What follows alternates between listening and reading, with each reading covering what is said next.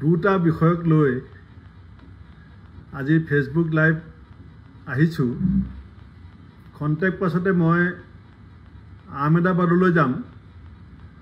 কালিলৈ আমাৰ CWC meeting আছে আৰু পৰহিলৈ AICC সেশন আছে।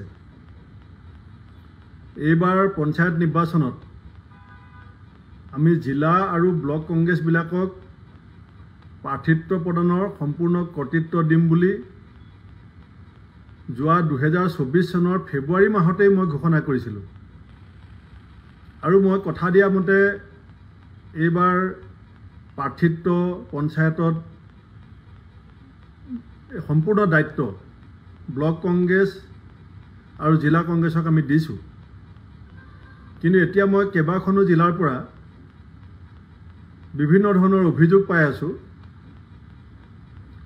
আৰু মই সেইকাৰণে সকলোকে আহ্বান জনাইছো যে আমি যি সাৰ্কুলাৰ দিছোঁ, আমাৰ সাধাৰণ সম্পাদক বিপুল গগৈ ডাঙৰীয়াই মোৰ নামত যিবিলাক সাৰ্কুলাৰ পঠিয়াইছে, সাৰ্কুলাৰ বহিভূতভাৱে যদি কোনোৱে কিবা সিদ্ধান্ত লয় তেতিয়াহ'লে আমি দিয়া ক্ষমতা আমি কৰ্তন কৰিবলৈ বাধ্য হ'ম আৰু জিলা আৰু ব্লকৰ ক্ষমতা কৰ্তন কৰি আমি প্ৰদেশ কংগ্ৰেছে সিদ্ধান্ত ল'ব লাগিব।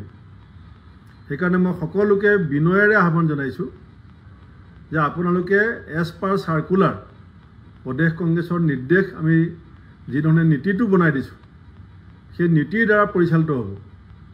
দুটা বিষয়ক লৈ আজি ফেসবুক লাইভ আহিছো। খন্তেক পাছতে মই আহমেদাবাদলৈ যাম।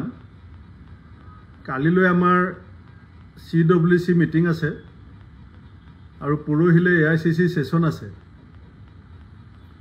এইবাৰ পঞ্চায়ত নিৰ্বাচনত আমি জিলা আৰু ব্লক কংগ্ৰেছ বিলাকক প্ৰাৰ্থিত্ব প্ৰদানৰ সম্পূৰ্ণ কৰ্তৃত্ব দিম বুলি যোৱা 2024 চনৰ ফেব্ৰুৱাৰী মাহতেই মই ঘোষণা কৰিছিলোঁ আৰু মই কথা দিয়া মতে এইবাৰ প্ৰাৰ্থিত্ব পঞ্চায়তত সম্পূৰ্ণ দায়িত্ব ব্লক কংগ্ৰেছ আৰু জিলা কংগ্ৰেছক আমি দিছোঁ। কিন্তু এতিয়া মই কেইবাখনো জিলাৰ পৰা বিভিন্ন ধৰণৰ অভিযোগ পাই আছো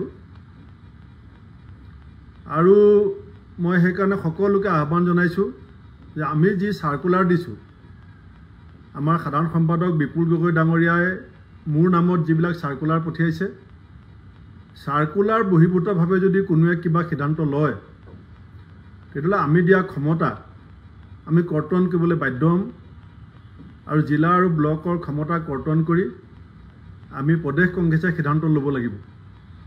সেইকাৰণে মই সকলোকে বিনয়েৰে আহ্বান জনাইছো যে আপোনালোকে এজ পাৰ সাৰ্কুলাৰ প্ৰদেশ কংগ্ৰেছৰ নিৰ্দেশ আমি যিধৰণে নীতিটো বনাই দিছোঁ সেই নীতিৰ দ্বাৰা পৰিচালিত হ'ব।